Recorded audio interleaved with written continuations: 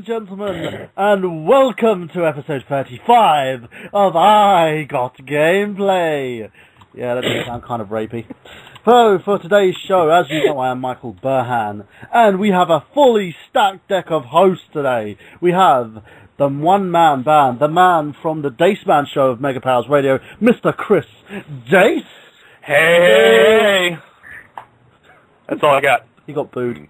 And we also have another man who is the 90s kid from Fanboys Anonymous. You can check him out on fanboysanonymous.com, of course.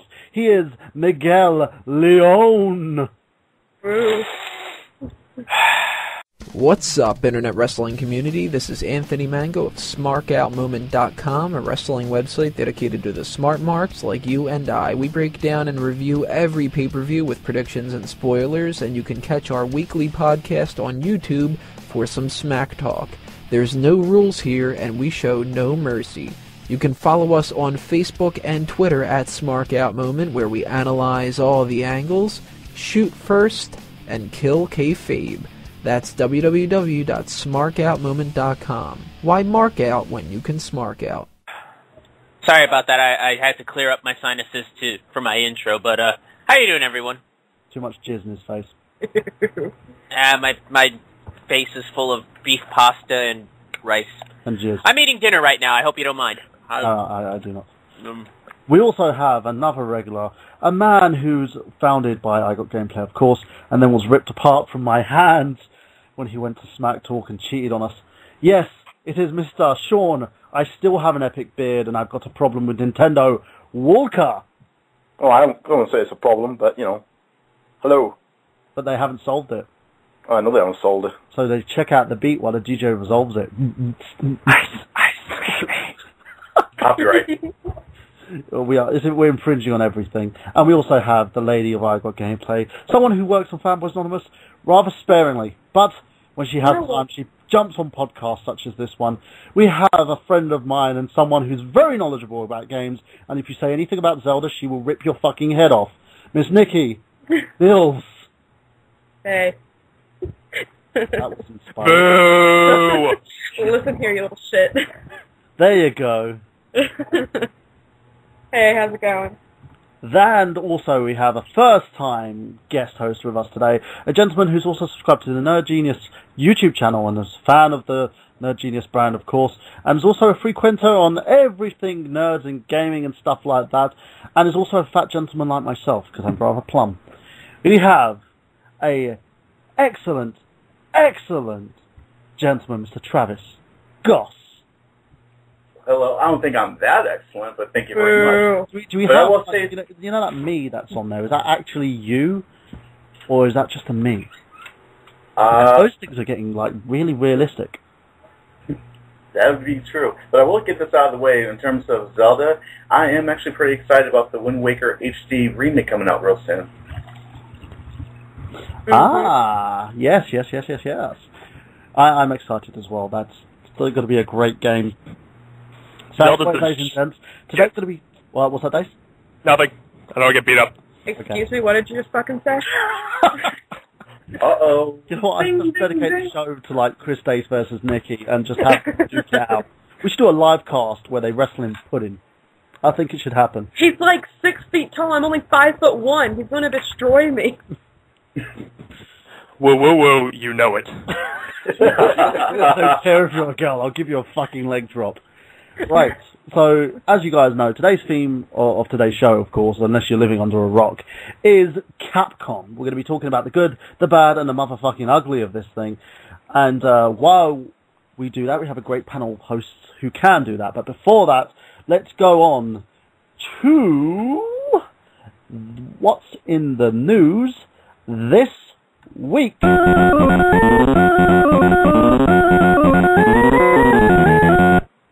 Okay, ladies and gents, what have we got in the news? Let's start with you, Travis, because you're new to all this, and obviously if you get anything wrong, I can just boo-earns you. All right. Well, the first one is a report that I received earlier. It's about the PS4 reserves 3.5 gigabytes of RAM for their OS.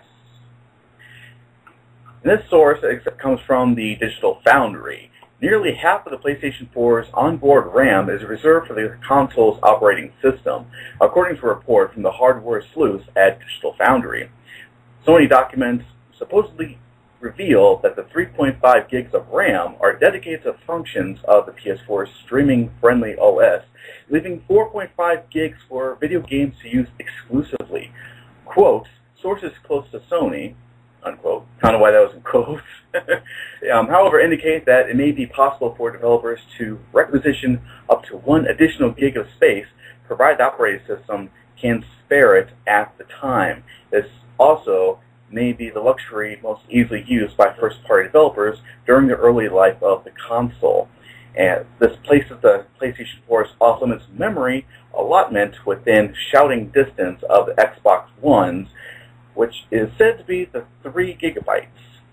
Both consoles ship with 8 gigs in total. Through the type of RAM installed in each console does vary. Faster GDR5 in the PS4 and the DDR3 in the Xbox One. For comparison, the PS3 and the Xbox 360 each have 512 megs of RAM because they were both made from driftwood by cave people in the days before time. Man.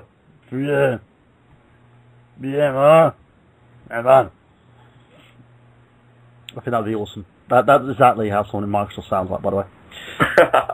So anything else you got for us, Travis? Okay, well, let's see here. Well, do we have any World of Warcraft fans in the audience today? No. Nope. Not surprised. I'm not surprised because apparently World of Warcraft lost 600,000 subscribers over the second quarter of 2013.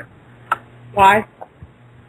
Well, let's get right into it. Activision Blizzard announced that World of Warcraft subscriber base has shrunk to 7.7 million users, down from the 8.3 million subscribers it reported 3 months ago.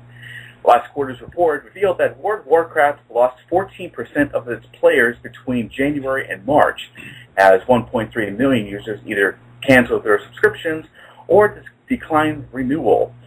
Users may have recently purchased the game and are within the initial 30-day trial period, are counted among World of Warcraft's current subscribers. Despite its shrinking subscription fan base, Activision Blizzard notes that World of Warcraft, quote, remained the world's number 1 subscription-based MMORPG, heading into the third quarter of 2013. Well, that's not really saying too much, though, because MMOs really haven't been as hot as they were in the mid-2000s. I mean, they've kind of petered out at this point. Really, all you've got are the diehards playing it nowadays. And in terms of WoW, anybody who has ever had an inkling to play World of Warcraft, at this point pretty much has. I mean, I don't think you're going to really penetrate any new players at this point, you know, that as far as the casual market goes. I think WoW is pretty much petered out in terms of its, like, rave popularity, and now it's there. It's kind of falling into the same spot that EverQuest was in the early to mid 2000s. You know, it was hot, and now it just is. Well, I actually gave World of Warcraft a try a few months ago. Actually, it was last month. I went to my cousin's house, and she was like, "You gotta try this game. It's really good." And I was like, "I don't know. That's not really my kind of thing." And she let me try it, and I was like, "Oh, this is pretty cool." That's about the extension of my experience with the game. It's okay, but it's just not for me. Okay.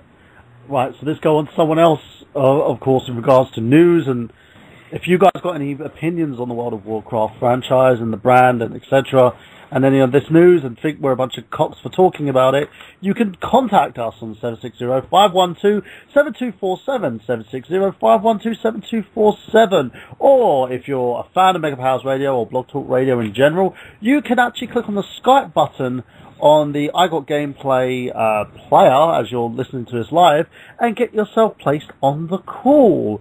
So that way we can actually add you to the call without charging you. We are lovely, lovely people, aren't we? And let's go on to someone else for a bit of news now. Dace, what have you got for us? They can't talk. Why? Because. Okay, Nikki, you go next. No, I don't want to. I'll go. I've got a segue. Go on, Miguel. All right. Since we were talking about WoW and Activision, I feel it's appropriate to talk about this. Activision is now an independent company now. They're no longer owned by Vivendi, well, to an extent. Vivendi just recently sold its... Nikki, keep it calm, okay? Miguel was talking. Do you mind? That's fine. I can scream. I can No, speak louder. no. Nikki just needs to be more tactful. Nikki, just stop it. Go on, Miguel. Alright, yeah, like I was saying, Activision's now an independent company. I said stop it, Nikki! Sorry. I didn't even do anything! Go fuck yourself! Okay, Miguel, what you're saying? I know, she's just totally awful. Go on, Miguel. Maniacal laugh. Miguel? Alright, I thought you died of a heart attack then or something. No, I was giving you guys an extra second to get it out of your system. But, yeah, Vivendi, selling off $8.2 billion worth of its stock to Activision, making Activision now its own independent company. Again, it's no longer majority owned by Vivendi. And right now, Vivendi owns about 12% instead of the 50+ that it would have needed to own it. And I guess Activision now is going to be in control of its own stake now. It no longer has to answer to its masters. Yes! Woo! That's awesome, and they're doing Yay!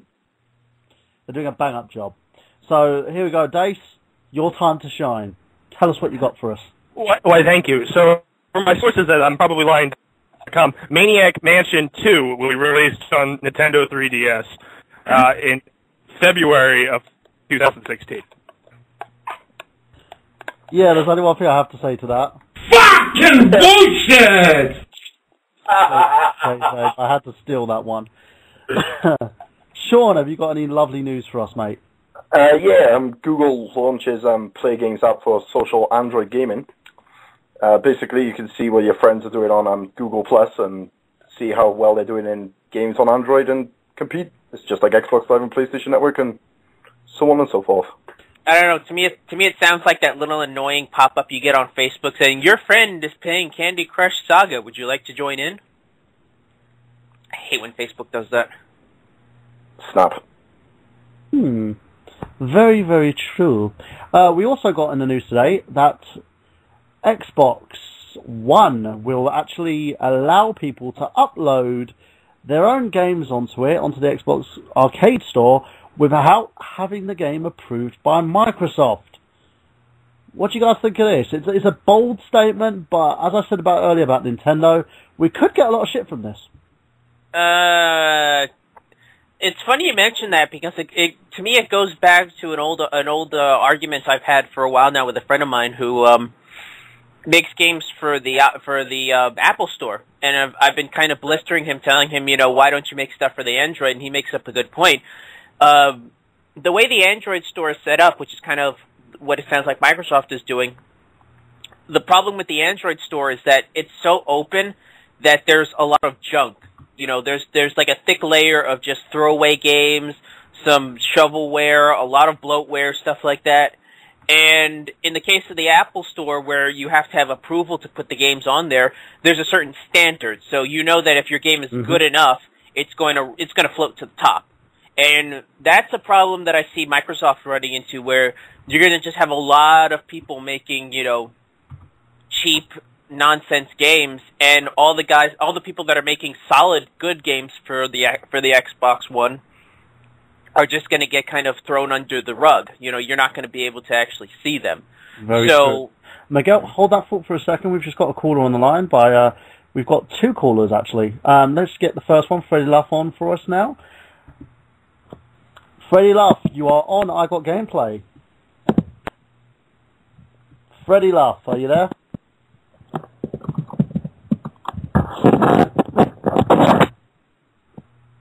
Hello? Okay, Freddie Luff has... Isn't that the girl, Sam? I could have sworn she was trying to get on this Skype earlier. And it said we've got another one from 240-520 code, so we'll do that now.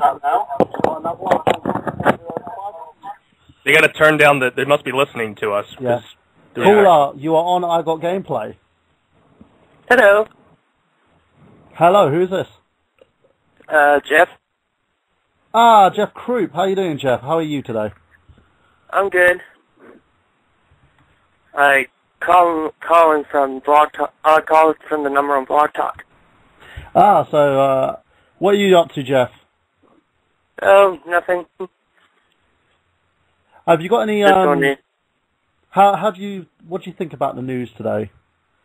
That's going on I Got Gameplay. Do you have any responses for either of our hosts here? What was the topic again?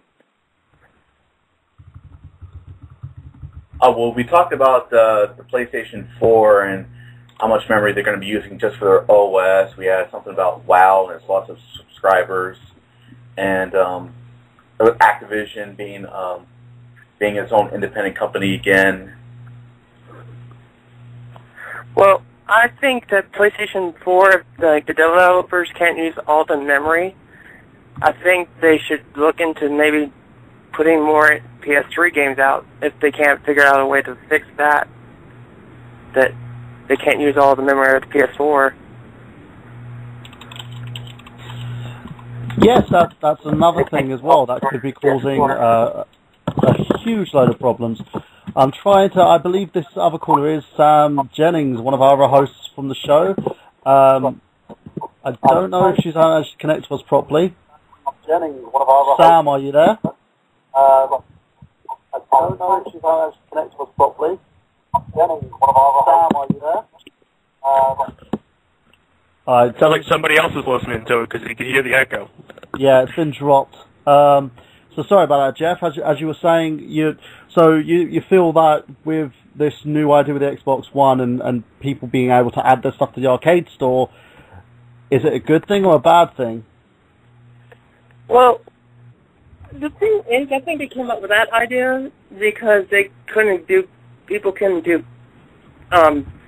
like, backwards compatible stuff with their Xbox One, so they decided to put an extra thing in just to try to get people to buy it, because they knew that people were kind of angry over the not being backwards compatible on Xbox One. Okay. Yeah, that's extremely true. I think Microsoft are trying to gain themselves a basic fan audience here and trying to redeem themselves and gain people back. Guys, have you guys got any other opinions on this before we move on to our topic of today's show? I just know that the only reason why I'd buy an Xbox One at this point is just to play Killer Instinct. But apart from that, I really don't see owning the system at this time. It seems like they're trying to appeal to every single audience out there. You know, they've got the TV stuff. They're trying to be more friendly to the indie developers, and I don't know. I don't know if they're going to engender enough goodwill after all the debacles they've had prior to this to edge out the PS4. I think it's going to be incredibly. It's going to be a very interesting launch period. Yeah, that's what I believe as well. I think we're still trying to see between this two-legged race here between Microsoft and Sony, if Microsoft can actually gain a fanfare out of this. It's a big mission, and it's something that we're going to continue looking into. So that being, I just want to say, is it kind of interesting that we're focusing so much on Microsoft and Sony, and no one really at this point is acknowledging Nintendo, given how much of a number one they've been for the past few years now? Do you know why? Because Nintendo has single-handedly stated they're not in the race. That's why. It's because the fact that Nintendo said we're doing our own thing, we're not part of this.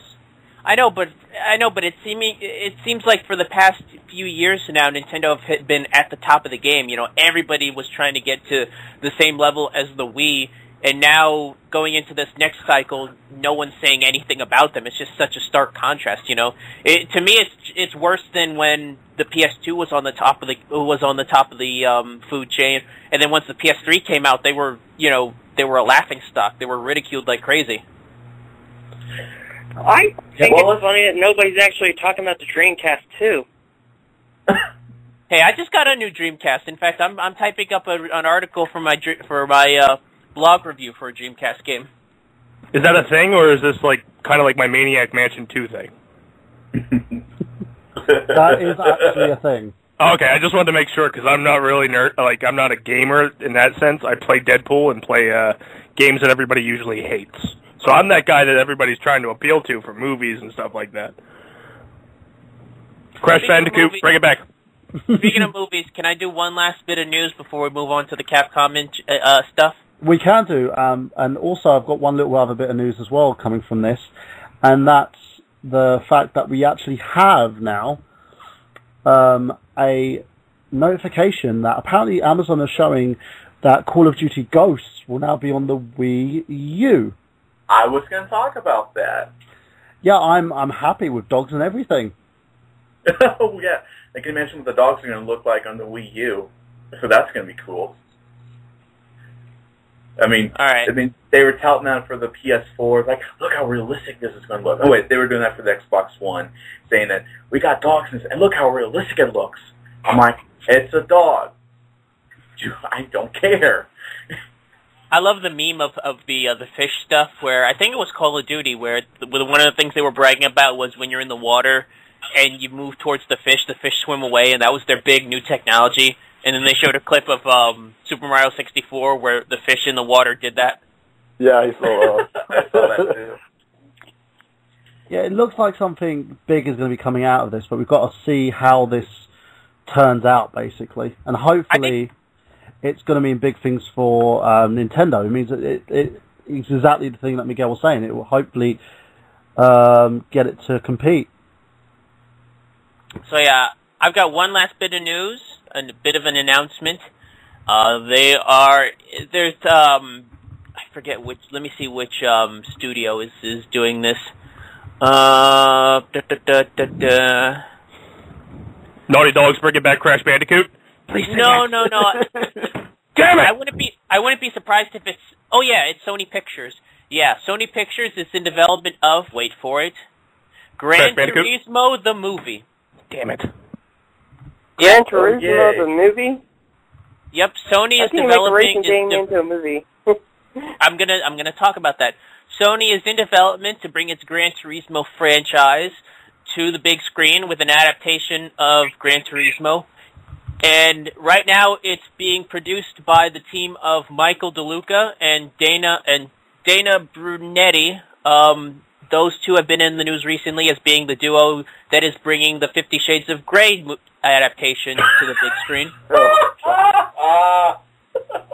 Yeah, they haven't announced the director. They haven't announced the director yet, but it's going to be interesting because this isn't the only car movie. DreamWorks is in development of a Need for Speed movie. Legendary Pictures is doing a Hot Wheels movie, and of course we've got Universal and its Fast and the Furious series. Personally, I don't know where they could go with this. I mean, I don't think you can go the Fast and the Furious route with Gran Turismo because it's not like Need for Speed, and it's not like, obviously, Fast and Furious. It's more of a car showcase. Maybe you can go the route of, like, Days of Thunder or Driven, that awful Sylvester Stallone movie from the early 2000s, where it's about actual car racing. But I'll tell you what it's going to be. It's going to be 90 minutes of the latest models of all the wonderful cars going to be coming out the next year. That's what's going to be. Yeah, you really got to go the showcase route at this point. You got to get, like, a visual director. Like, honestly, if they could find, like, it's too bad he's dead, but if they could have gotten, like, a Tony Scott to direct this, it would have been all just beauty shots and things like that. I'd say Michael Bay, but then there'd be explosions, and we don't need that. No. And Megan Fox. You're forgetting Megan Fox. Yeah. Do we need to talk about Megan Fox? Seriously. But yeah, we got, if they're gonna make a Gran Turismo movie, you gotta go the visual route. You really can't get much of a story out of Gran Turismo. It's got to be a good looking movie, in my opinion. Have they not learned anything from Battleship? Battleship. Transformers with aliens. I think that was Universal, actually. I'm not sure. I don't think that was Sony Pictures. Still, I would have watched that and be like, yeah, I don't want to do anything with that vague of, like, a game. They tried. It was stupid, but they tried with Battleship.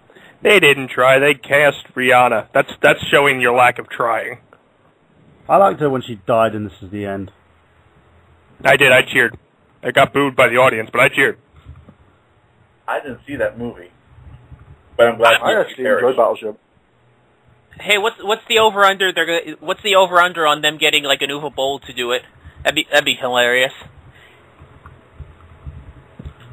Uwe Boll, are you serious? I was being sarcastic. Thank God, Miguel, because I was going to have a heart attack.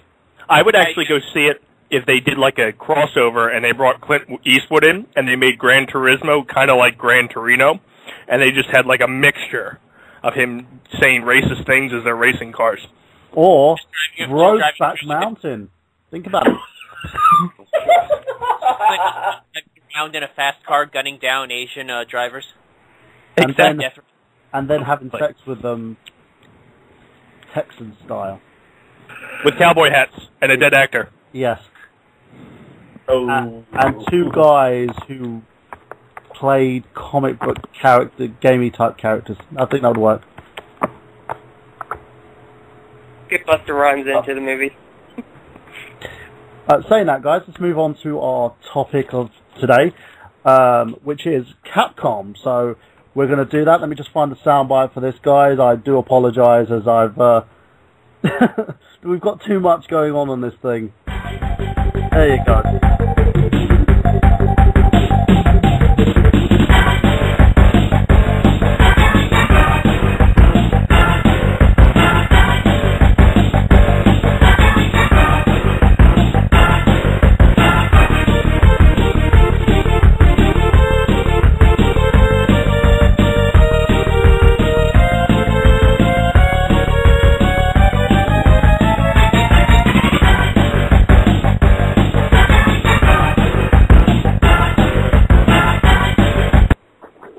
Yes, ladies and gents, today's theme of this show, of course, is Capcom. We're going to be talking about the hits, the misses, the likeys, the unlikeys, and stuff that gets people's panties in a twist, because I like to wear my panties short, slim, and in a twist.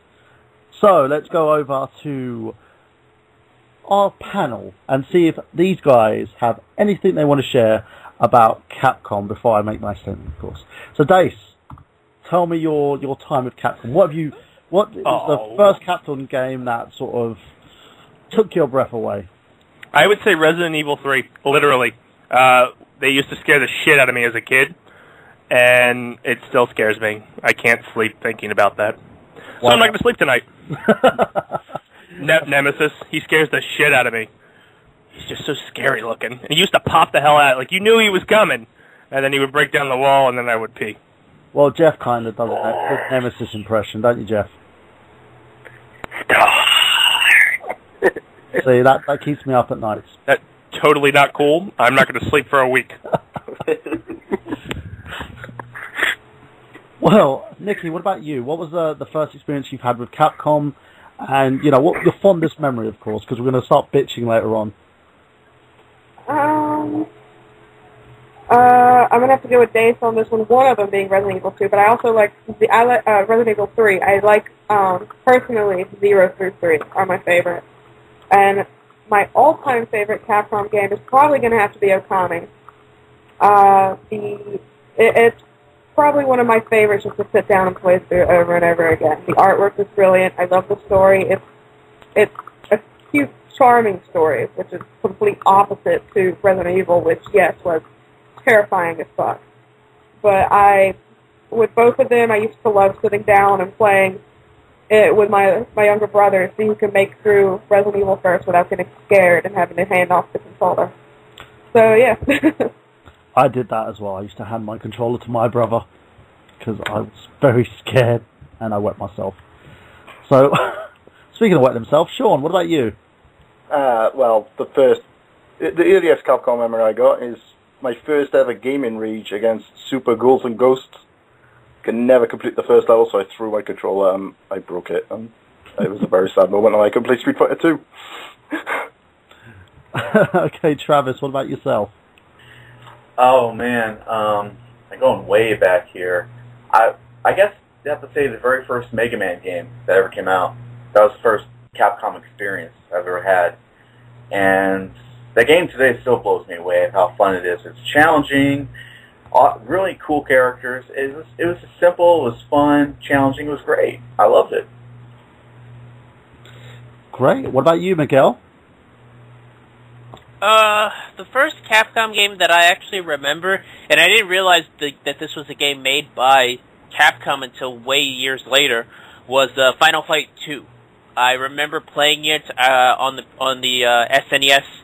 I've only played it once. I had rented it from a Blockbuster, and I liked it so much, but I couldn't remember what the name of it was. And it took me about maybe at least up until a couple years ago, to remember what that game was, because I couldn't remember specifics. I couldn't remember specifics about it, but yeah, that game I played a lot. I played a lot when I rented it. The one game that actually pops into my head, in terms of at least an important game to me that Capcom made, it's probably Dino Crisis for the PlayStation. Oh yeah, that was the first survival horror game I ever played. Was Dino Crisis, and I loved the atmosphere. I liked I thought it was just a great game, and it introduced me to survival horror games. I went on to get some of the Resident Evil games for the PlayStation and for the PS2, and it really like I said, it was an important game to me, and I liked the sequel. I didn't like it at first, but I warmed up to it over time. It's a really fun game.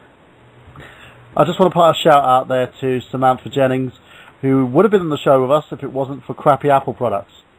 So she wants that shit's Skynet.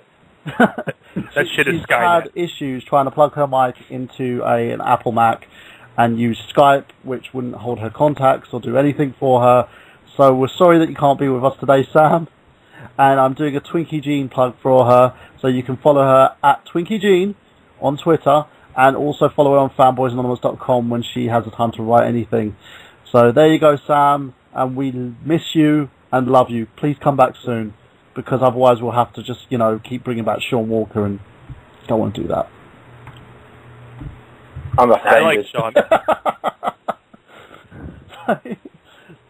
Thanks, yeah. Chris. You're welcome. I love you, man. I love you too, buddy. Sean, really. I don't. Oh. So No, just love him. Yeah. So let's quickly talk about my experience with Capcom as a company. Capcom is a Japanese company, as you know, and known as the publisher of video games, basically the Mega Man franchise, Monster Hunter. Let me pause for you, because I think somebody's got something playing in the background, because I keep hearing, somebody's listening to a video while they're listening to this. I told you guys no porn while we're doing IGG. I can't help it. You sent me the... It's not me. No, I know I sent you the clips, Stace, but come on, not in public. Hey, you send me the links, I'm going to click them. I'm just throwing that out there. Jason is KY Jelly, people. So sorry about that. Go ahead and continue. As I was saying, they're famous for the Mega Man, Monster Hunter franchise, Resident Evil, Devil May Cry, and Street Fighter. Originally established in 1983, it has since become an international enterprise and branches into subsidiaries in North America, Europe, and East Asia.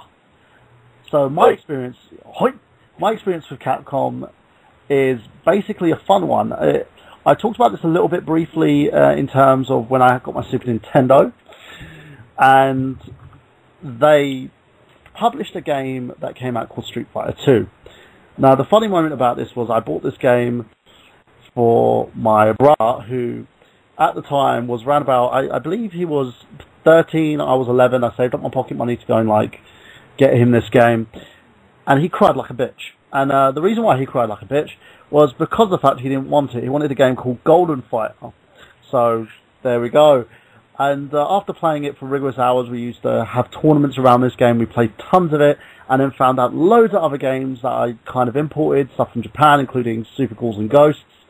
We started playing around with some of the Capcom NES games, including Mega Man, and then expanded ourselves into the franchise. The Capcom is synonymous. At one point, they were synonymous with Nintendo, but then became synonymous with the the PSX, for instance.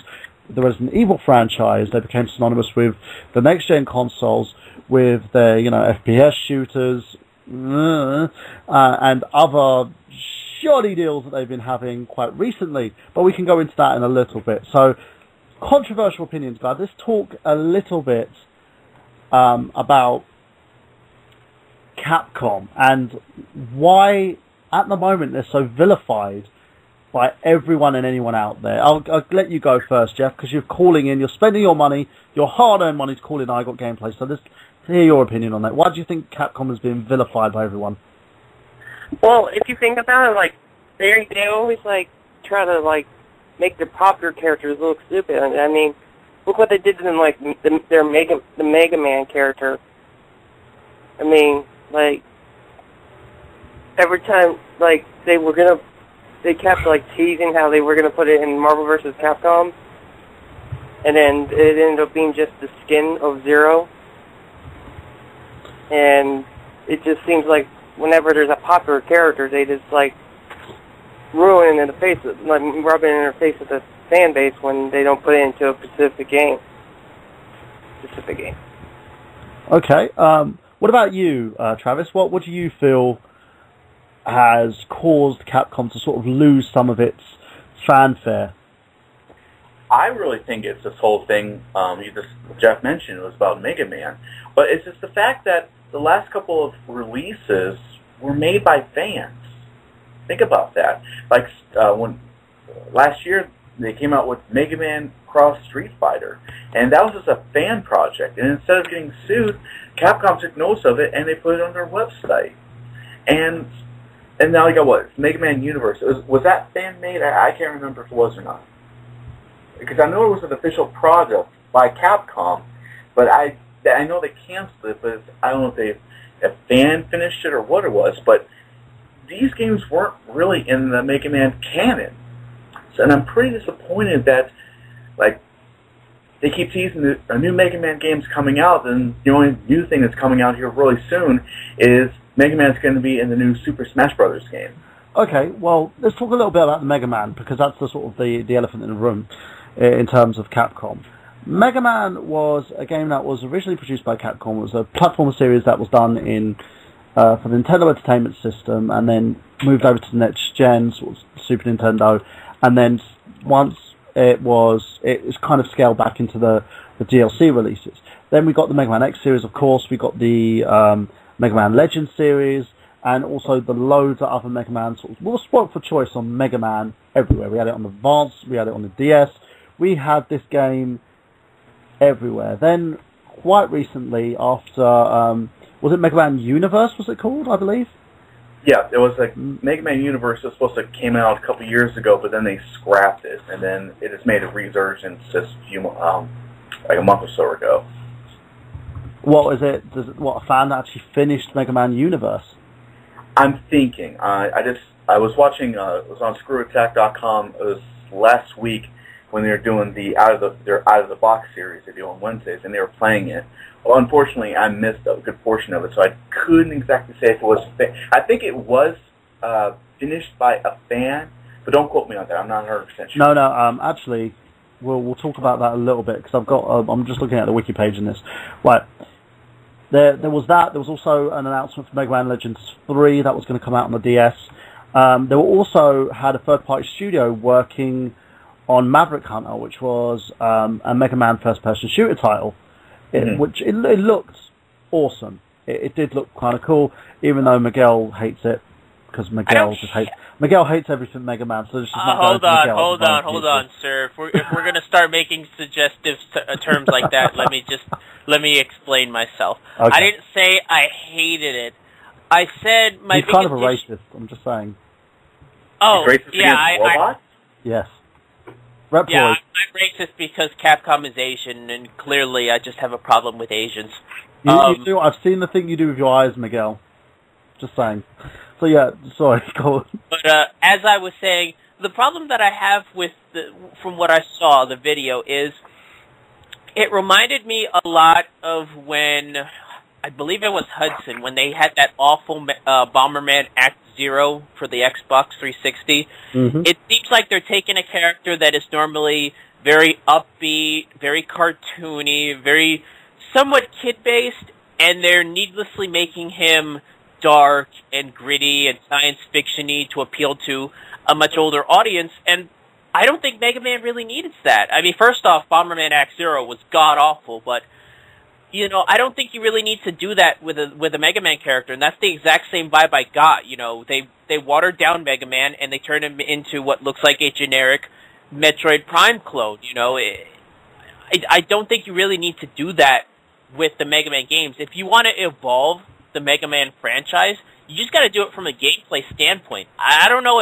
if first-person shooter is the way to go. Honestly, I think just doing a standard 3D platformer, you know, with more refined gameplay, like, I give credit to Mega Man X7. I know a lot of people hated X7, but I'll give it credit. It was a step in the right direction. I mean, it stumbled on the process, but it was a good start. If they take that same formula and refine it a little more, I think that could really evolve the series past its 2D brethren. But you don't have to strip away the personality of Mega Man. I mean, I grew up watching the Mega Man cartoon series. I've played Mega Man games. All that stuff, you know, it means something.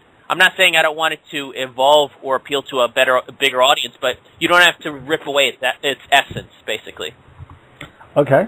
I understand that totally, and I think what they were trying to do is try something different with the X series in terms of this. But we'll leave it over to the panel. Actually, have you guys seen the supposed developed Mega Man X game called Maverick Hunter, which is the FPS shooter that they did?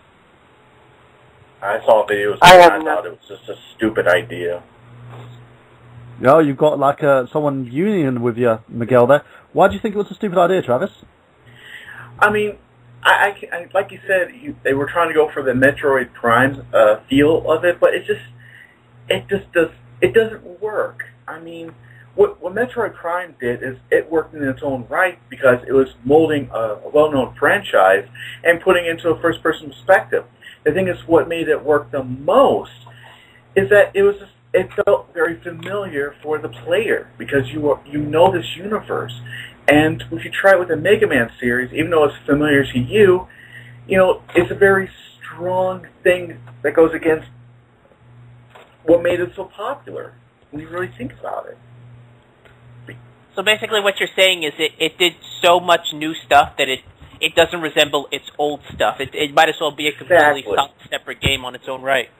Exactly. Ah, I see. Sean, what about you? I've never seen any footage.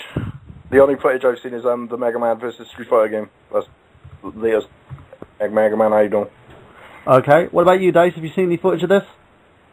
I'm going to put this out there that I can't beat Mega Man on any platform or any version, so me and him don't see eye to eye, and I try to ignore him. Okay. Because he's a dirty little bitch.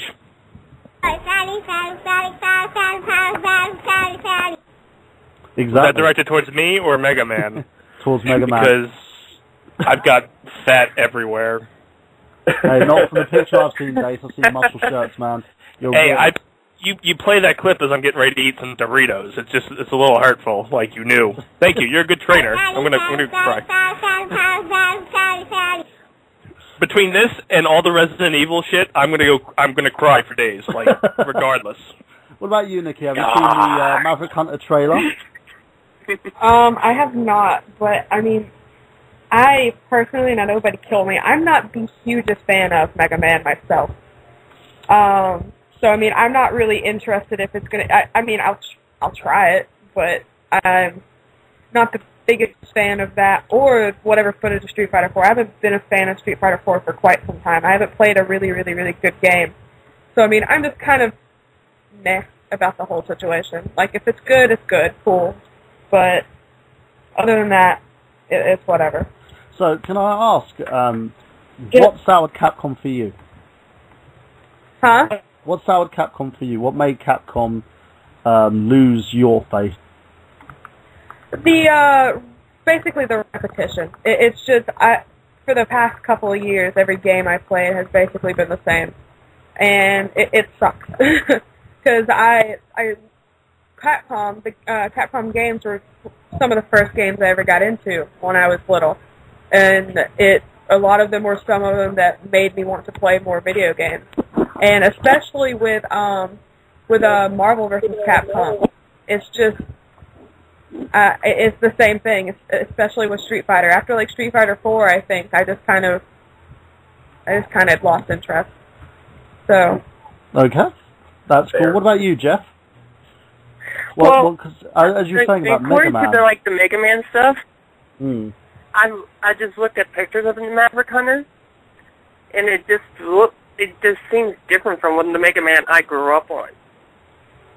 And I grew up on like the 90s Mega Man and stuff, and the one just looks like he's just more robot than like the cyborg look that he had, like with the for Android or whatever he is. But it just seemed unfamiliar to me. Okay. So, right, we'll talk about the Mega Man franchise, and one of the reasons why Mega Man Universe itself did get cancelled was because of Keiji, and again, sorry guys if I mispronounce this, Inafuno's Capcom departure. There you go.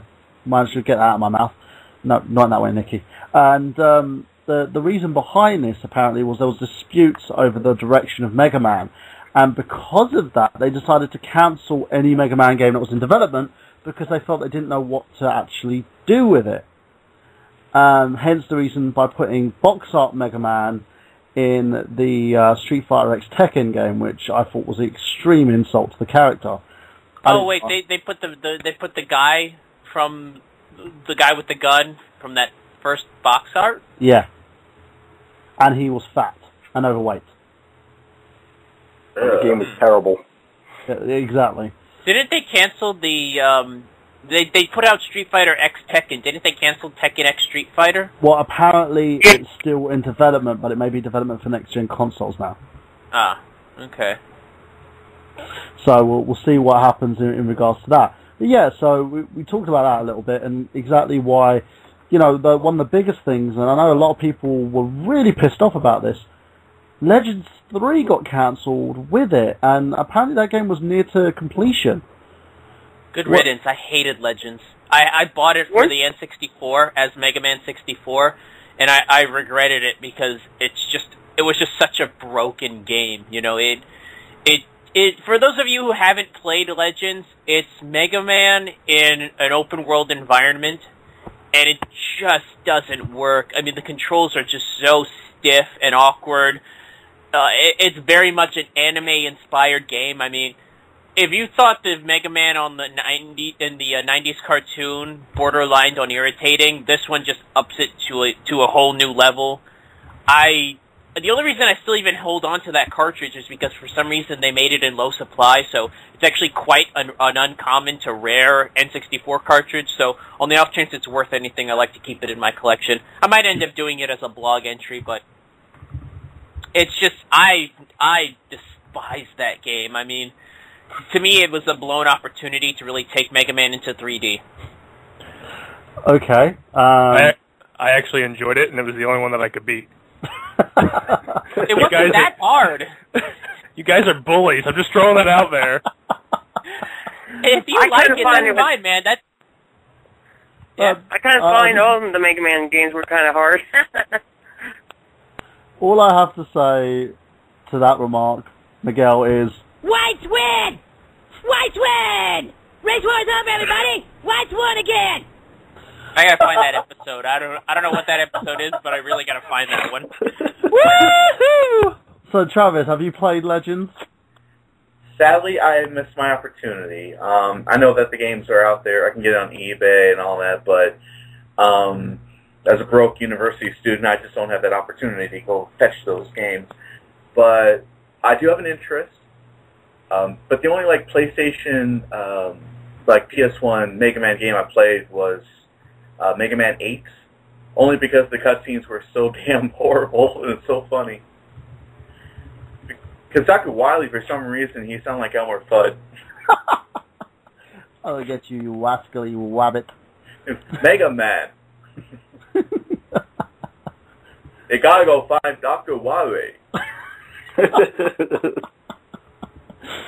Okay, so we also need to talk about another little elephant in the room in terms of Capcom gaming, and that's the oversaturation of fighting games. Oh, yes. This has started with Street Fighter. It's not that, Jeff. It's that they started oversaturating, say, with like Street Fighter 2, for instance. Street Fighter 2, Street Fighter 2 Turbo, Street Fighter 2 Alpha, Street Fighter 2 Alphabet, Street Fighter 2 numbers. Street Fighter 3 Alpha. Yeah, you know, Street Fighter 3 Third Strike, Street Fighter 3 fricking Chicken Soup Edition. You know, I almost feel like the only reason we have these games is because they couldn't pull off doing DLC. I guarantee you if they tried doing that today, all of those versions just would have been DLC of one single game, you know. I kind of understand why they did it, because when Turbo came out, it really was an improvement over the original one. It really gave us the speedy, more fast-paced gaming for Street Fighter 2 that we see now. But I do agree, once you get into was there a Street Fighter Zero? Yes, it was Alpha. It was Street Fighter Alpha, and then, you know, Alpha 3, and then there were like 17 others before we actually got to Street Fighter 3. I mean, yeah, I can understand the ridicule, but at the same time, I can understand a couple of them in that they did refine the gameplay, you know? I'm sure they did it because they heard the outcry from the arcade fans. Yeah, that's the main thing as well. And, you know, you were saying that if they did it at the moment, it would be all DLC. Well, do we really need to talk about Street Fighter 4 Ultra or Arcade Edition or Ultimate Marvel vs. Capcom? Okay, to be fair, I'll give you those. That's milking the franchise. It is. You're also forgetting the greatest Street Fighter game of all time, Street Fighter 2, the movie, the video game. I used to have that, and I loved it. I thought you were going to say Street Fighter 2010, the final fight. Oh, God. Am I the only one that remembers that game? Yeah, no, I remember the NES version of Street Fighter 2010, which had nothing to do with it, apart from the fact that they changed the lead character's name to Ken for some weird reason. You want to know the funny thing is? Ken's the scientist. Yeah, and the funny thing is that was put in the American version. The Japanese version is even less connected to the Street Fighter franchise. So in the American version, they put a little line about after winning the Street Fighter 2 tournament, he goes on to become a scientist and stuff like that. Yeah, I know. It's just like, really? And then he needs cybernetics to boost his power abilities because apparently he's not that great of a fighter. Oh well, Ken, poor bastard. To be fair though, if they made a remake of that game for the modern consoles, I'd have to be interested in it. I'd have to check that out. Yeah, because it was so bad, it was good. Well, to be fair, Ken wasn't that powerful in the first place. Oh, he's no Ryu. Well, he's no Dan. Dan. I mean, Ryu was better. Ryu is much better, actually. So, guys, let's move on from the oversaturation of franchises to one big franchise that's been oversaturated and changed to the fact that it's left fans complaining constantly, and that's Resident Evil. Are we on about the movies or the games now for the Resident Evil? Because they all suck. Well, Sean, why don't you open it for us? Why don't you tell us, open this big abyss of arseness and tell us exactly why. Why Resident Evil sucks? Yes. Well, because Resident Evil started off as a survival horror game, as we all remember and have fond memories of, and then after Resident Evil 4, it just all went down the shitter. It really did. An action game? No. There's so many different types of action games. If you want to make an action game, just stick to your Lost Planets, for fuck's sake. It's got us, you know what? we're pretty butthurt about it. You know what? I'm going to defend Resident Evil 4. I think, compared to 5 and 6, it's the best of the new trilogy, which is weird saying that. It's kind of like talking about the Star Wars trilogy. But I'll say 4 is probably the best in that it still was paced in a way like the survival horror games of the first 3. You didn't have the really, really fast-moving zombies. They still were shambly. They still moved slow, and there was still a sense of tension there. Especially when you get into the scenes where you're playing as Ashley, the female character, and you're without a weapon, and you're going through the dark corridors. It really does feel like the old-school Resident Evil games. So, on that remark, Miguel, I have to give you a... Self-farm for the big dog. because I think you hit the whole point on the head with this, in terms of the fact that Resident Evil 4 brought it back to its survival horror roots, and also integrating it into that whole sort of, I wouldn't say first person, because it was more of a third person shooter, and it added those elements into it. It made you scared again. They brought out a new enemy. These whole way of presentation, the atmosphere, really allowed the game to move on from the negative stigma it was receiving from the previous games. Yeah, once you get into 5, though, when they went full-on action, it didn't work for 2 reasons. Number one, it wasn't scary. It stopped being scary, and it was just about, jump scares and, those Dawn of the Dead style fast zombies. And number 2, the controls, I'll be perfectly honest, they're not good. They're not good action controls. I mean, your character still moves on a pivot. He doesn't have full 3D motion. And you don't really have much control over the camera itself unless you're aiming. It worked for Resident Evil 4 because Resident Evil 4 was still slower paced. When you up the pace in 5 and 6, it really shows the true flaws of the new control scheme, and it just didn't work. I tried playing 5, and I got so frustrated with it, I gave it back to the friend of mine that let me borrow it. Okay, what about yourself, Travis? What do you think of the Resident Evil franchise? How do you feel that it sort of has it elevated since its inception, or has it gone totally down the shitter, as Miguel was saying? Well, first of all, I like to say the crowning jewel of the Resident Evil franchise is definitely Resident Evil 2. That one's just fucking awesome. I mean, I play that whenever I get a chance to, and to this day, it still blows my mind. I love it. But in terms of like the newer Resident Evil games, they've really lost their ways with that one, because it's like what Miguel said. It has been more emphasis on action than it has been on actual survival horror, because that's what made the game so interesting in the first place. You were in the first game, you're in this mansion, you're trying to find the other survivors and get out of there, but you have all these zombies, and you had those dogs, and just so many other of these dangers in the mansion, and it was just freaking scary as hell. But now it's just, I would love to actually see the whole series rebooted, so we can actually go back to where it all began, and sort of just bring Resident Evil back the way it was, what it meant, what it stood for. No, I totally agree with you. Nick, what about you? I'm basically going to repeat everything that Travis says, because I am definitely for a reboot.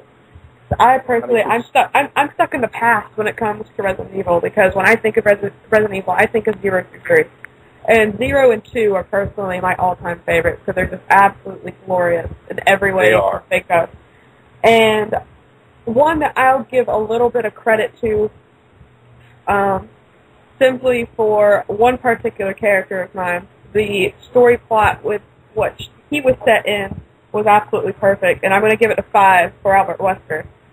But other than that, I mean, 4 was okay, 5 was okay, and then I start to lose a little bit of hope of Resident Evil, and then Raccoon City came out last year, and I was like, oh, let's try it. And it was the biggest pile of horse shit I've ever played in my entire life. I hate Raccoon City. The gameplay is shitty, the controls are shitty, and it doesn't even follow the storyline it was going to correspond with. So I'm like, okay.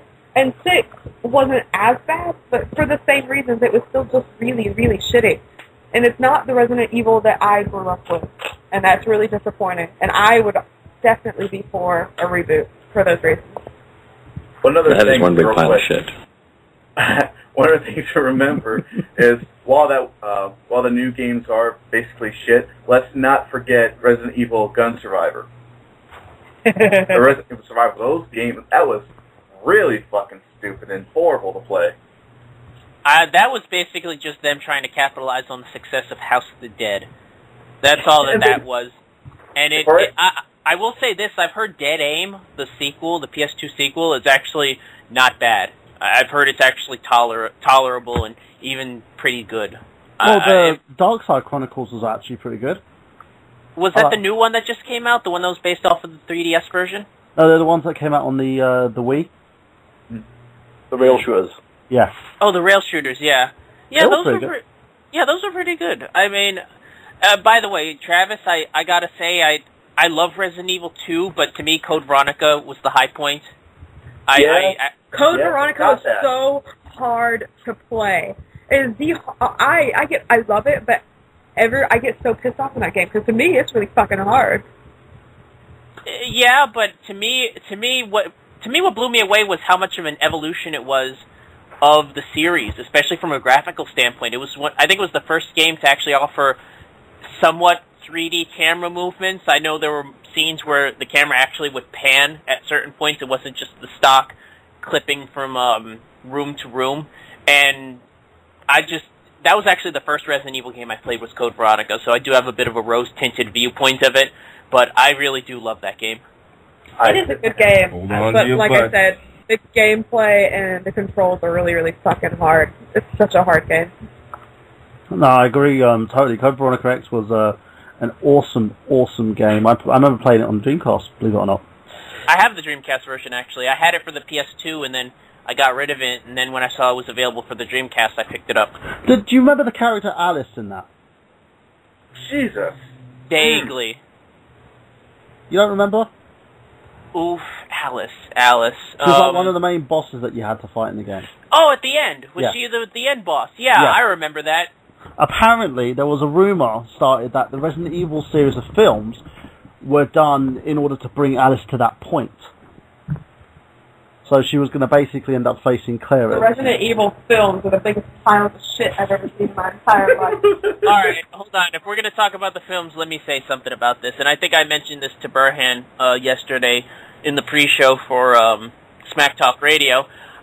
I like the first Resident Evil because to me, the first Resident Evil movie, it felt like an interesting what-if reimagining of the series. Like, it wasn't exactly the first game, but it decided to do a fresh take on it.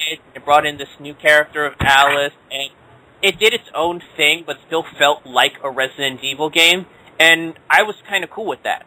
When they started bringing in main characters from the other games into there to do nothing but be, damsels in distress for Alice, that's what started to irritate me. I mean, really the biggest problem with the movie series myself is the fact that you have all these other characters from the games that don't need to be in there. Other than that, Resident Evil movies are just action schlock. It's B-movie action schlock on an A budget.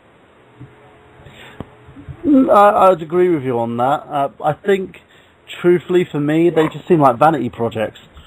Paul W.S. Anderson is her husband. Milosevic is kicking zombie ass throughout the whole movie and looking half naked with her titties hanging out and stuff. It doesn't really do anything for me. I did a review on that on the youtube.com/nerdgenius. If you guys want to chat about that, that's fine. We're going to probably move away from these movies quite quickly, so I'll just leave it to the panel, guys. We'll start with you, Travis. What do you think of the movie? I've only saw the first two, and I thought they were okay. I'll give it some credit. It was kind of fun to watch, but not completely the most memorable experience of my life. I mean, they're okay at best. Okay, what about you, Nikki? We're talking about the films now? Well, yeah, we kind of brought that up just for a little bit. Just your quick opinion on that before we move on to something else. If I had to relatively even sort of enjoy one of them, I would probably go with the second one. Mainly because, it had a slightly more feel to the actual relevance of Resident Evil compared to, I guess, the books and then the video games. But still, I don't really have anything to say about this fucking movie. Okay, Sean, what about you? Jeff? I like the first two because they just were good and they kind of seemed like the games in a way. But then how they kept making Alice more and more powerful like, by like the third or fourth movie, she basically could like use telekinesis. I mean, that seemed like a little bit overkill to me. Very true. What about you, Dace? What do you think? What's your take on the Resident Evil movie and also the games? I really think they're all masterpieces, and the movies are Oscar-worthy performances from Mila Jovovich. And my favorite game of all time has to be Operation Raccoon City, because that was a work of art. How does a game sell 2.1 million copies and not be a smash hit? I'm just throwing that out there. You know, fantastic. Capcom, keep up the good work. Your stocks are not plummeting. Just throwing that out there. And if you agree with Ace's opinion or just think we're all just full of ourselves, you can call us on 760-512-7247. That's 760-512-7247. And if you do and just want to comment on stuff like, I don't know, Miguel being Miguel, or even Travis having such an epic Nintendo me, you could do so. I'll sing to him. If you call in, I'll sing to you right now. They would like whisper in your ears. You know, that's how I will serenade you Michael Bolton style to the Super Mario Brothers theme. Just throwing it out there. Actually, I'd like to actually hear Michael Bolton sing a song from Super Mario Brothers, considering none of them has lyrics to begin with. Oh, trust me, I can put lyrics. No. He'll sing. He'll do the Mario rap from the Super Show. I'd love to hear that. I will look up the lyrics. This will happen. We'll get to the end of the show. From side to side. So call in. Yeah, you have to call in. I'm not doing this unless someone calls in. 760-512-7247. Please call in because I want to hear this form of epicness, because I'm going to start cracking up with laughter if this happens. Now, quickly moving on from that. And wait, didn't I call in? Doesn't that count? You did, Jeff, but we need to get an extra caller in as well just to get that happening. So you can do that, and you can also join us on our Mega Powers chat in Blog Talk Radio chat room, which you can do as well. And you can also join us on our Twitter account at Twitter. Just tweet us in @IGotGameplay or @Michael and you can also talk to us on the Facebook page on facebook.com, IGotGameplay. So you've got loads of options there, peeps, but I'd prefer you to call in. And if you don't want to waste the money, you can actually go to the iGotGameplay player, which is on Blog Talk Radio, as we are being streamed live on Blog Talk Radio, and you can click on the Skype button and just call in via Skype so you can save your pennies if you'd like to do that, because we really want to get Dace in there singing the Mario Brothers theme like Michael Bolton, because that needs to happen. I did find the lyrics. I found the lyrics, so it will happen. And there's a lot of and yeahs in it, so it's going to be great. Hook down the brothers. So, there we go. So let's quickly go on to the next part of our Capcom Bitch Fest. The whole issue with Capcom's DLC being on the disc. Who wants to start this one off? I'll start. Capcom, you stupid motherfuckers. How about that? Okay, Travis, continue. That's as far as I got, that's all I can say, because that is absolutely the dumbest idea. I mean, why? I just can't even get the words out because it's so mind-blowing. I mean, how can you release a game and you're paying for the content when it becomes available for DLC when it's on the damn disc? That is fucking robbery. It's happened on more than one occasion. Apparently it's happened on Resident Evil 6, it's happened on Street Fighter X Tekken, and also Ultimate Marvel vs. Capcom. I believe there are others, but here's where it says, it's a statement for the publisher that says there's effectively no distinction between on-disc DLC and downloaded add-on save for delivery method. Capcom has no problem with on-disc downloadable content, according to the company statement obtained by Cineblend. A reader sent in the site that there claims to be Capcom's response to a Better Business Bureau complaint lodged against the company in regard to Street Fighter X Tekken on-disc DLC. In a statement, Capcom said the best way to go about offering an add-on content is by including it on game discs. While Capcom is sorry that some of its fans are not happy about the chosen method of delivery for DLC, we believe that this method will provide more flexible and efficient gameplay throughout the game's life cycle, read in this statement. There is effectively no distinction between DLC being locked behind the disc or available for unlocking at a later date, or being available for full download at a later date, other than delivery mechanism. We hope this addresses any concerns because, Capcom wants to address your concerns because they love you. And GameSpot attempted to contact Capcom for any replies about this because it got out of hand and people were kind of getting very annoyed about this. And they went, fuck you. All right, I'm gonna say this right now. It kind of makes it a moot point because I can understand why you would want to put the DLC, the ability to access DLC on the disc, because there's still a good number of people, at least in America, that still doesn't have access to stable internet. So making it a little bit easier to where they just have to, just connect to the internet. They don't have to actually download anything, and then they could just download, they can just unlock it on their disc. Seems like a good idea in theory.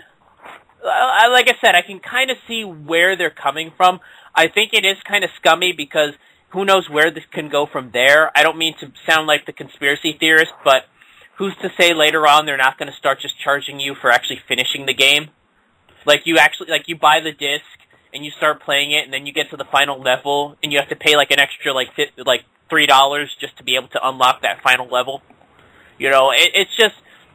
It's a good idea in theory, but it can go to bad places. Yeah, because it's basically using microtransactions. That's the big thing here. It is no better than a microtransaction in-game. So what about you, Nikki? What do you feel about this? Do you think they have every right to do this, or do you think that they're assholes for even... I think it's really stupid, honestly. I mean, why? What's the point of it? If it's not even... I don't even think it's that great. Why would I want to do that? I don't know. I personally think it's really dumb, and I don't think it's going to really go anywhere. And Nikki just wants to give us say an Icon Gameplay hello to Samuel Andrew, a person who's been on the show before. Hey, Sam! Everyone wave and say hi. Hi. Hi, Sam. No. What about you, Miguel? Say something in Spanish. I don't speak Spanish. Hola, ¿cómo está usted? Me llamo Cristobal. And you call yourself Spanish, Miguel? I'm the Kerwin White of my people. If it ain't white, it ain't right. So, going on for that, Dace, what do you think about this? Do you think that they're right to basically put this on-disc data instead of actually having the DLC download straight to your system? Because of the fact, there is a huge potential for some smart ass to just hack the disc and get the data off there anyway. I think it's a smart business decision because people will pay for the disc. That's just my opinion. As a corporate American doing corporate things, okay, I put it on a disc. Let me say something to you quite quickly, yeah? Uh-oh, I'm going to get hit. Right. The PS3 version had a system unlockable content, basically that was directed straight at the PSC. It's an on-system content of both Mega Man, Box Art Mega Man, and Pac-Man that was supposed to be exclusive to that system. But, with a little bit of hacking, they found that the same characters were on the Xbox 360 disc, which wasn't supposed to be available on the Xbox 360. So without hacking, you wouldn't be able to actually play those characters on the 360 game. That just sounds to me like laziness. To me it sounds like they had the PS3 version done, and they were like, well, we would have to re-engineer the game for the 360 if we want to take these characters out. Just lock it behind a door. No one will notice. Exactly. It looks like they've actually cloned the game and put it out on both systems. So what do you think about that, Dace? I was peeing. Yeah, well now you're not peeing, so give us an answer. What do you think? I think it, like he said, it was laziness. If you want to make exclusives, put in the work. Capcom, you're slacking and you're dropping the ball. just like you dropped the ball on picking up the Crash Bandicoot copyrights. You could have made the game. You could have saved your company. Hashtag bring back Crash. We're pretty butthurt about it. It is. My anus is on fire. It is on fire. Hot tamale fire. What about you, Sean? You've been pretty quiet here. What do you think? Well, I owned Tekken Cross Street Fighter, and I never liked it because, well, like, the DLC was, like, locked, wasn't it, for the PS3, wasn't it? Yeah, it was locked on disc for the PS3, but the same DLC was actually included, the supposed exclusive DLC. Now, hold on, Burhan, I gotta ask. Yes. Are you sure, is it exclusive or timed exclusive? No, it's exclusive. It was never released or was meant to be released on the Xbox 360. Alright, because I'm making a very big leap on this one, but maybe they were planning on bringing the content later down the line to the 360 as like a timed release, because that does happen, you know. A console will get exclusivity for about a year or so, and then once everybody's forgotten it, boom, they'll release it on another console as new DLC. So it could have been a situation where they were planning on later down the line bringing in the DLC, and maybe after the controversy, they just decided not to. That could be it. That's, like I said, that's a strong leap that I'm making, but it could be a possibility. So basically, you think they were going to release it and just say to everybody, "Surprise, motherfucker!" and then just put it on the disc. Yeah. Basically, you know, that it's there, you know, and when the exclusivity runs out, then they just, you know, unlock it, and then boom, people have it on the 360 all of a sudden. I think they stopped that when all the bad press came out. I don't know. I haven't played that game yet. Okay. You don't want to. Right, Jeff, you're the last person here. What do you think of that? Do you think that they had every right to sort of clone the game, or do you think, like Miguel, that they were going to release it but just decided against it later on? I think that's kind of stupid to re-release the game with downloaded content. I mean, if you were going to do that, I think they should have just waited to release the game and then just release it with all the content all at once, instead of saying, pay $60 for another game again. Just for the downloaded content, where you could just buy the content off like the PS Store. That's very, very true. So, what do you guys feel that the tactic that Capcom used, was it a good business tactic, or do you think, as a company, they really should have just done it straight to the system, like most systems offer? Because having DLC, it doesn't really differ from putting it on straight on the disc or actually downloading it onto the system. What's the difference, apart from maybe having a time saver? I think that's a big factor. I think a lot of people are arguing about this for no apparent reason. I mean, it's something that needs to be talked about, but the rampant anger that people have had about it, I think, is a little misplaced. I think the people that were going to buy the DLC still can, and the people that weren't going to buy the DLC don't have to worry because it's locked. You don't have to touch it. You don't have to do anything about it. You know, it's just, I think it's a non-issue, and it's questionable in terms of a business move because, like you said, it could easily be hacked, and then you've got that content floating out there in the ether without any chance of making money off of it. But from a consumer perspective, I don't think it's as big of an issue as people are liking to make it. I think just a lot of people are getting upset for really not much of a reason. Okay, then I agree with you on that one. I think that there are reasons to actually see that one side of the situation where the fans are extremely angry about this, but there is the other side to see that maybe Capcom were just trying to implement a new method that, instead of actually putting the focus on this thing, it kind of backfired because of the fact that it wasn't implemented on both systems. But moving on from that, let's talk about a couple of more series that Capcom have actually had, including the Dead Rising series. Now, that's become an Xbox One exclusive with Capcom Vancouver. What do you guys think of that? Does anyone play Dead Rising? Do you like the game? Dead Rising was the biggest bore of my life. It was so repetitive. You just go there, kill zombies. Come here, kill zombies. No thank you. I agree wholeheartedly. I picked up Dead Rising 2, the remix with the main character from Dead Rising 1, and it was a big fetch quest. It was, you're at one point on the map, you've got to get to another point on the map, and while you're going through there, if you want to, beat up a bunch of zombies with a kayak paddle, have at it. But I've never understood the whole concept of sandbox gameplay. I mean, to me, it gives you the freedom to do everything, but why would you? It's just progression. I'm not the type of guy that just jumps into a game and just does dick with it. I need some type of... I need to have a reason to do this stuff. Give me something to fight towards. If you're just saying go out there and slash up zombies for really no reason, I'm going to get bored with it. And that's what happened. I traded in the game about 2 weeks later.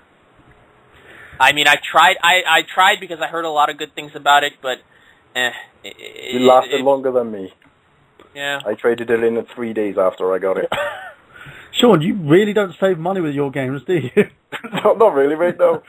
If I don't like something, I'll just get rid of it, If you do they have Blockbusters over there in Welsh? No, it's gone back. In Welsh? I don't know. He said he's Welsh. Wales. I figured Wales. Okay, sorry. Oh God. It's Welsh. I really am a dumb American, apparently. Wow. Well, I have to say, Miguel, From the Welsh. sorry, he needs this. That was how appropriate. That was the biggest. Oh my God. Face palm. That was. So go on, Sean, as you were saying. I only own 12 games in my entire collection. That's how bad I am with keeping my games. Oh, poor thing. Well, I own 12 Xbox and 13 Wii U's, so... What, at the consoles, did you mean the games? Games. Ah, okay. Travis, what about you? What was your experience with the Dead Rising franchise? Unfortunately, I haven't played any of the Dead Rising games. By the same token, I'm not surprised that Dead Rising 3 is an Xbox One exclusive. I mean, when I saw the E3 presentation of that game, I thought, it looks alright. But, I haven't really tried the game, so I couldn't really give you an opinion. Yes, very much so. That's fine. I can understand it. I've been an avid player and fan of the Dead Rising franchise. Totally going from the first Dead Rising game to even basically having a go at Dead Rising 2 and Case Zero, which they released prior to that, and also playing off the record as well. I loved the games. I'm still a huge fan of it. Even the fact that I'm not going to buy it because of the Xbox One, I'm hoping that fingers crossed they'll release it on the PS4. It still really, got my adrenaline pumping. The fact that they've made the game a lot better now, it seems they're focusing more on the J.J. Romero aspect of zombies, rather than focusing on the comedy as they did previously. We'll see how this game sort of goes. They're kind of doing a backwards Saints Row, so to speak. Dace, what about you? Yes, sweetie, we don't need to know your opinion. You just need to go to sleep. I've never played it. He's never played it. Yeah, I have not, and I don't have any intentions to. Why? Until they need to sign the free agent known as Crash Bandicoot. Then Chris Dace will jump on the Capcom train.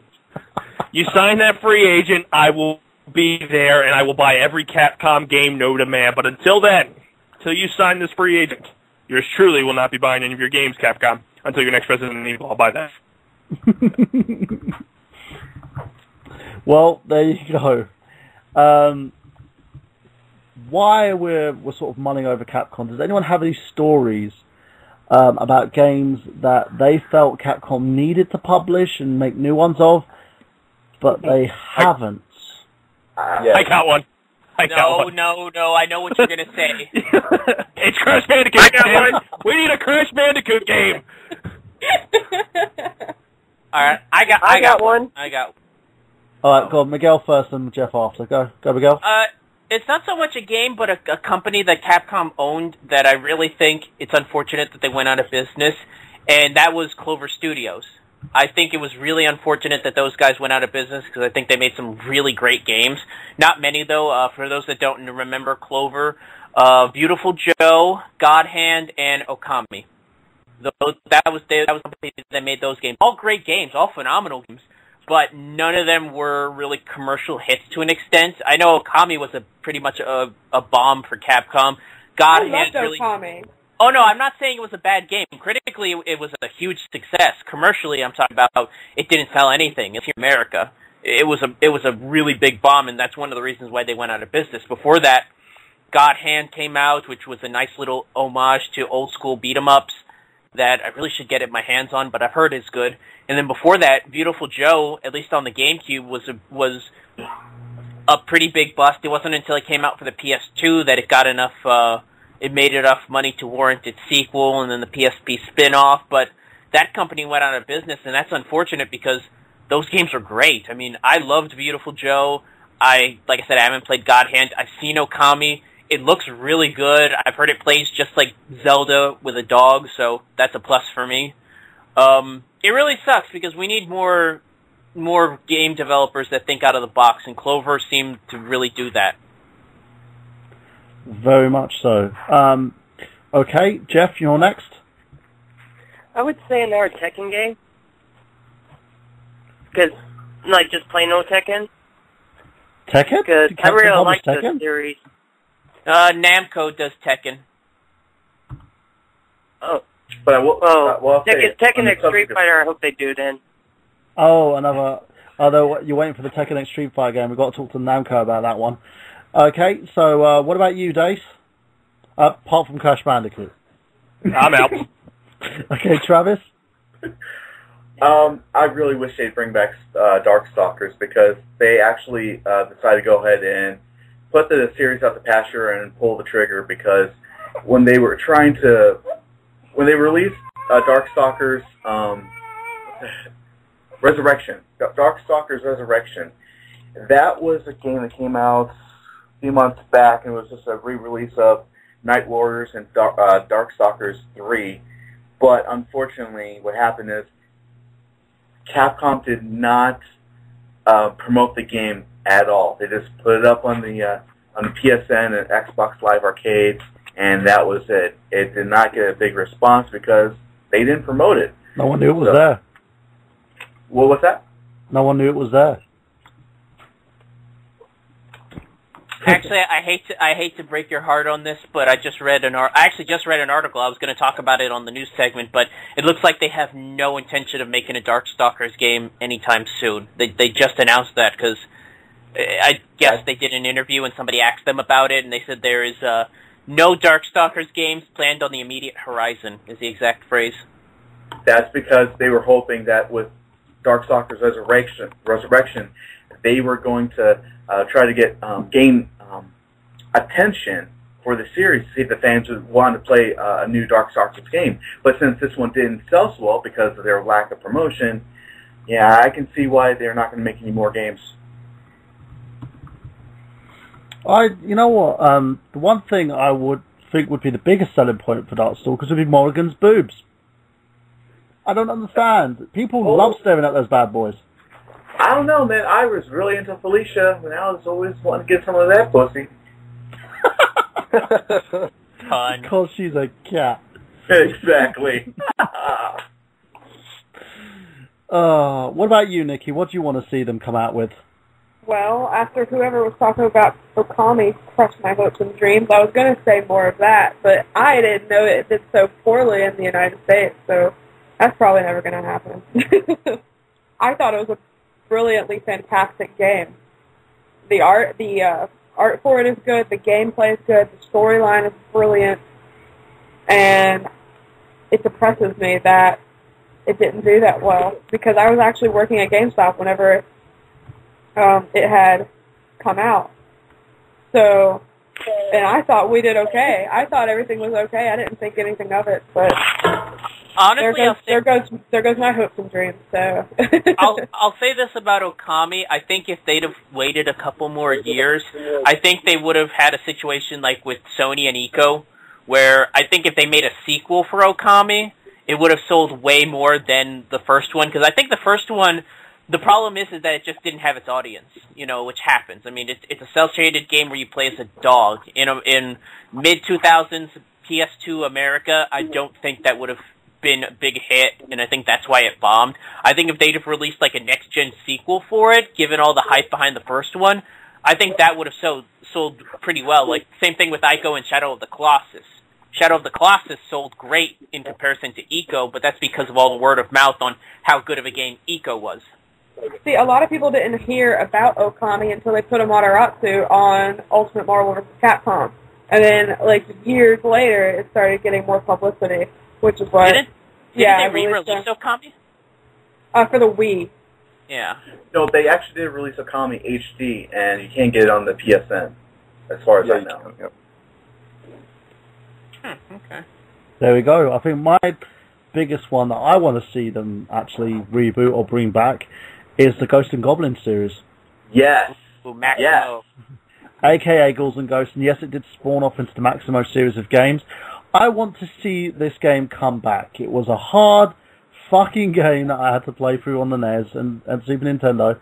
I loved it so much that when they decided to cancel Ghouls and Ghosts Online, I was kind of butthurt. I like Maximo. I've played some of it. I thought that was a fun game. It was a lot more lighthearted. I think it captured the spirit of Ghouls and Ghosts great. I wouldn't mind seeing a new Maximo. I mean, if you want to make it hard so that it feels more like Ghouls and Ghosts, fine, but I'd rather see maybe a Maximo remake. What do you guys think? Travis, what about yourself? What would you think? A Maximo remake or another Ghouls and Ghosts? I'm old school. I think we have to have another Ghouls and Ghosts game. And I was going to say, the last actual Ghouls and Ghosts game that came out was for the PSP in the form of Ultimate Ghouls and Ghosts. Or Ghosts and Goblins, sorry, Ultimate Ghosts and Goblins. But it was, that needs to come back. Maximo, it was lighthearted, but I like the original the best. What about you, Nikki? It's been so long since I played Ghouls and Ghosts, but from what I remember, it was pretty awesome. So I'm gonna have to go Ghouls and Ghosts on this one. Sean? I want to see the Love Heart and the Bounce Back.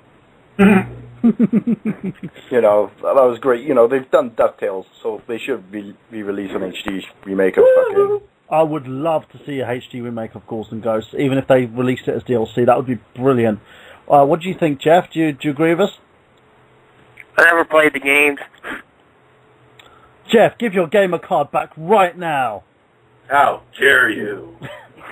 That is shocking.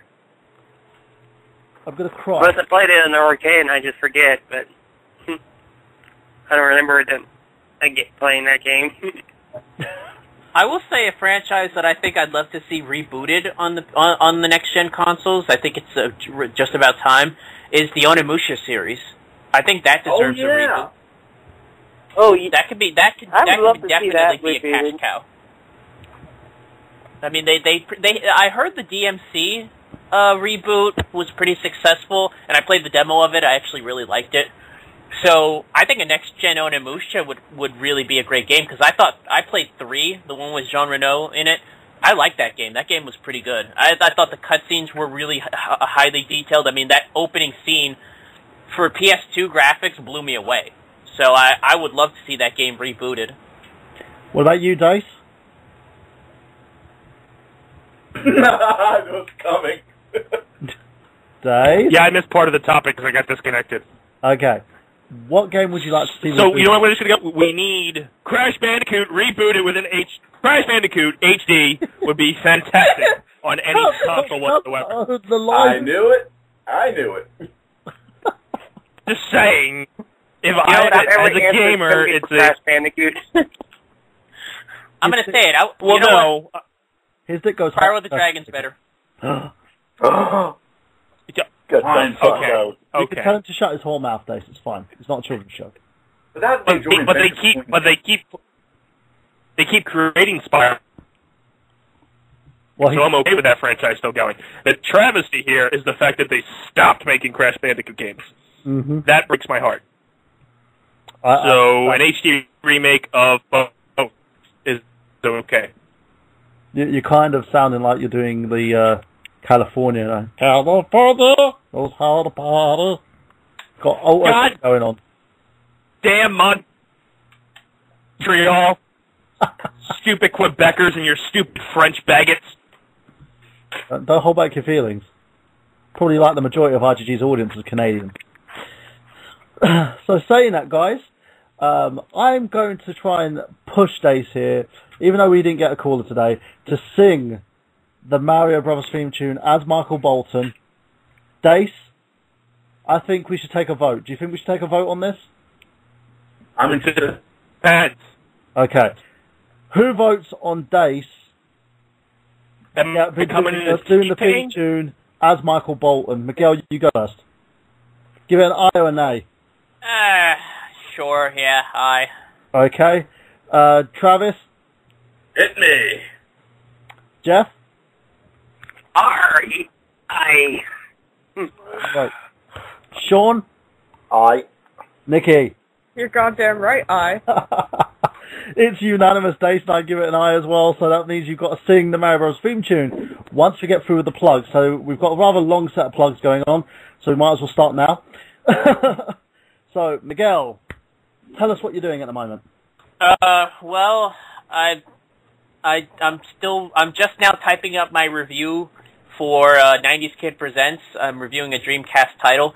I figured it should be up by at least Sunday or Monday, so I might as well reveal what I'm going to be reviewing. I'm reviewing Sword of the Berserker for the Sega Dreamcast. A great game. If you haven't had a chance to play it, I'd pick it up. I just got to finish typing that up. So check out my blog, 90s Kid Presents, on fanboysanonymous.com. It's a little community we've got going on with me, Michael Burhan, our leader, Tony Mango, and a bunch of others.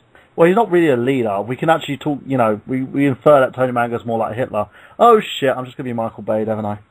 We've made fun of the Canadians, we've made fun of Asians, and now you want to go after the Germans and the Jews at the same time? Or are we just going to get rid of every single fan base? I mean, I think I even kind of mocked the Irish when I said Welsh instead of Wales. We pretty much we pretty much gotten rid of. Dude. Yeah, we pretty much gotten rid of most of the country at this point. So there goes our viewership. All I have to say to eliminate the rest of them, let's just eliminate the rest of them with this. Whites win! Whites win! Race wars up, everybody! Whites won again! There we go. We've eliminated the rest of the ethnic audience. Okay, Sean, what about you? Follow me on Twitter at SeanSC2K37, and also read my rants about all this guys on Fanboys Anonymous, and keep on gaming. And also catch him on YouTube, of course, because he's doing a Pokemon playthrough, is it, at the moment? That's on hold until next week, maybe. It's on hold till next week. Sean, you can't do that. The commentary was awesome. I've run out of things to say. Then just talk shit. It's fine. I'll jump on it with you. We'll talk shit over Skype. And then, we'll talk about molesting Pikachus. It's alright. Okay, so, Dace, what about you? They ask for it, though. They do. The way they wiggle their little butts. It's hypnotizing. Dace, what about you? Dace? Crash Bandicoot. Dace, are you there? We'll hold him for a second. Travis? Geez, I don't really have anything else going on other than being a university student, but, do you have a Twitter account you want to promote? I do have a Twitter account. I hardly use it. It's under TravisGoff79. Look me up there, and of course I got good old Facebook. It's, www.facebook.com/, facebook.com/travis.goss.3. I can't. It's weird. But just look me up on Travis Goss, and yeah. Okay, Dace, you back with us? I think I am. Am I sounding like T-Pain? No, you're not. Am I sounding like T-Pain? You're back, and I can see your beautiful face with you going shush. It's kind of a nice picture to fat to. Fine. So go on, Dace. Tell us what you're doing at the moment. Dace? Put down Crash. Oh, here at MegaPowersRadio.com. Oh, did I drop again? Yes, you did. Start again.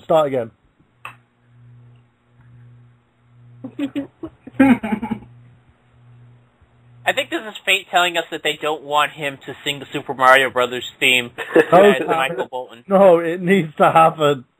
Nikki, what have you got for us? Of course, you can always find me on fanboysanonymous.com.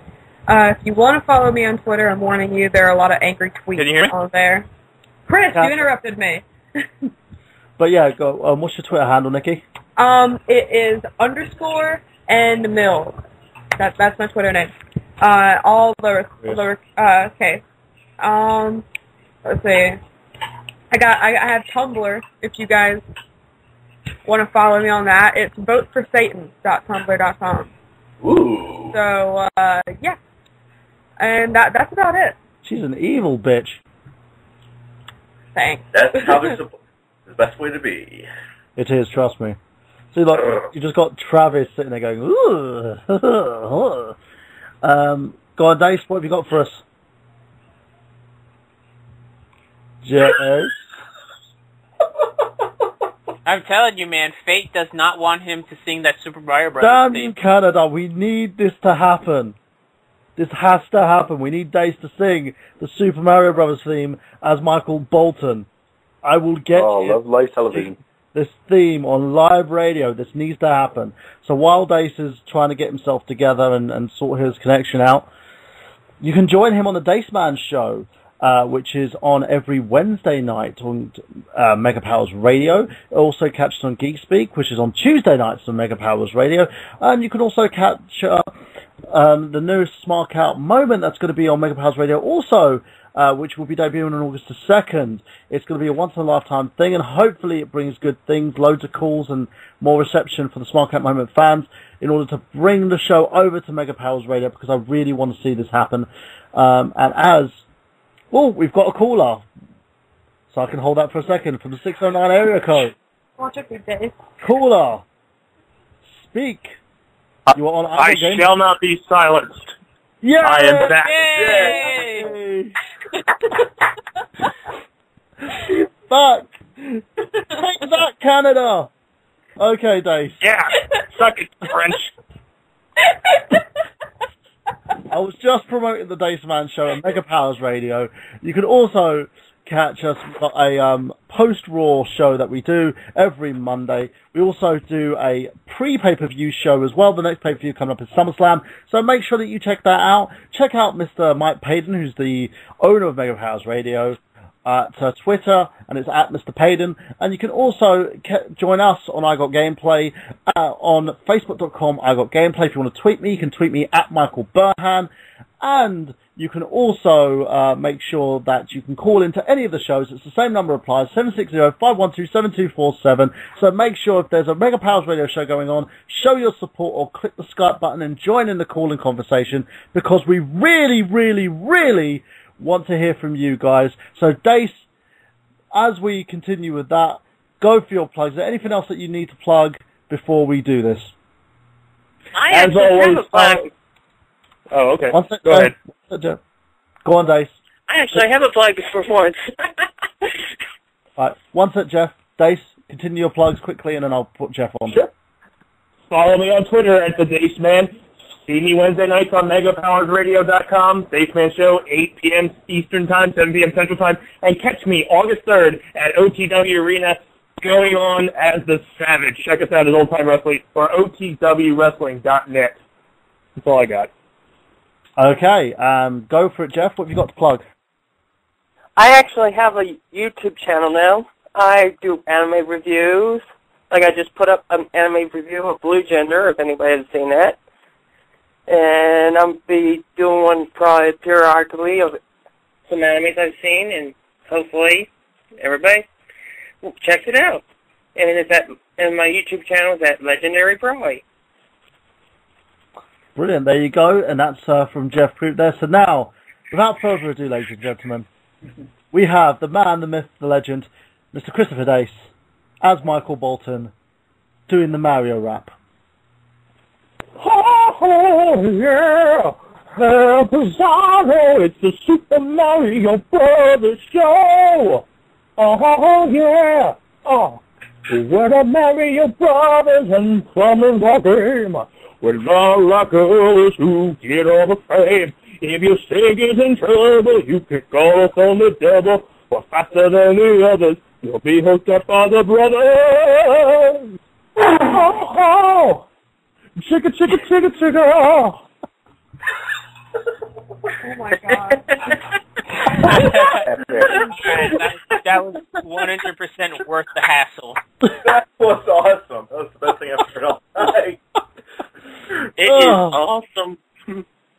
So with that, without further ado, he's Travis Goss, he's Miguel Leon, she's Nikki Mills, he's Sean Walker, and that, my friends, is how you do a Mario Brothers theme tune. That is Mr. Christopher Dace, and I'm Michael Burham for Mega Powers Radio, and this has been I Got Gameplay. So just make sure, ladies and gents, to know that we've got gameplay. Have you?